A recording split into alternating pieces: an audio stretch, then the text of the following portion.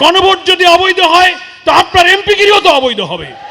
একই দিনে আপনি 2টা ভোট করেছেন, চক্রান্ত করে আপনি লয়ার ঠিক করে পার্লামেন্টে গিয়ে রিট করেছেন। সেখানে আপনি সংবিধান সংস্কার আদেশের বৈধতা, গণভোটের বৈধতা, নানান প্রশ্ন তুলেছেন। আজব ব্যাপার, এই প্রশ্ন যে আপনার দিকে ছুটে যাচ্ছে। আবার রাস্তায় প্রয়োজনে এই জুলাই যোদ্ধারা কিন্তু তাদের অধিকার ফেরাবার জন্য আবার নেমে আসবে ইনশাআল্লাহ। জনগণের অভিপ্রায় হচ্ছে সব আইনের সবচেয়ে ঊর্ধ্বে সবচেয়ে বড় শক্তি। সেই শক্তিকে উপেক্ষা করা আপনাদের উচিত হচ্ছে না। সংবিধানে নাই তো সংবিধানে এই নির্বাচনও তো ছিল না।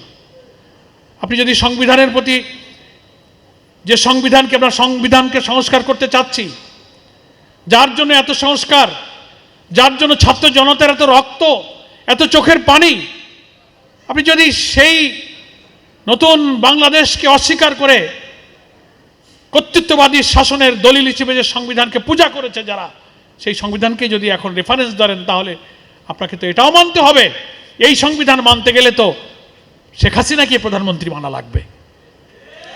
এই নির্বাচন তো অবৈধ হবে, অন্তর্বর্তীকালীন সরকার অবৈধ হবে, আপনারা যে পার্লামেন্টে গেছেন তাও তো অবৈধ হবে।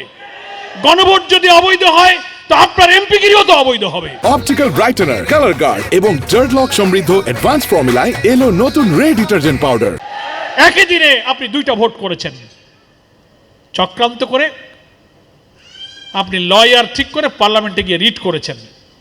সেখানে আপনি সংবিধান সংস্কার আদেশের বৈধতা, গণভোটের বৈধতা, নানান প্রশ্ন তুলেছেন। আজব ব্যাপার, এই প্রশ্ন যে আপনার দিকে ছুটে যাচ্ছে। ক্ষমতার মোহে সংবিধান দেখাবেন না মানুষকে, কারণ সংবিধান শুধু আপনার বই, আপনার বাড়ি, আপনার আলমারিতে নাই। এদেশের কোটি কোটি মানুষের ঘরে সংবিধান আছে। সংবিধানকে মিস ইন্টারপ্রেট করে, সংবিধানকে ভুল বুঝিয়ে গণতন্ত্রকামী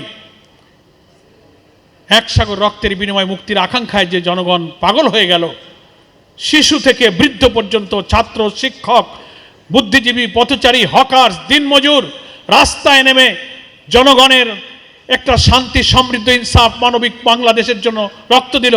আপনি সেই স্বপ্ন যদি ধূলিসাৎ করতে চান তো বুঝতে হবে এইটাই শেষ নয়। জুলাই আমাদের জন্য এক চিরন্তন শিক্ষা। আবার রাস্তায় প্রয়োজনে এই জুলাই যোদ্ধারা কিন্তু তাদের অধিকার ফেরাবার জন্য আবার নেমে আসবে ইনশাআল্লাহ। রোজার দিনে এত কঠিন কথা বলতে মন চায় না, কিন্তু আপনারাই হচ্ছেন জুলাই আন্দোলনের বেনিফিশিয়ারি। আপনি সেই বেনিফিটের জায়গায় গিয়ে আপনি চোখটা সরিয়ে নিলেন।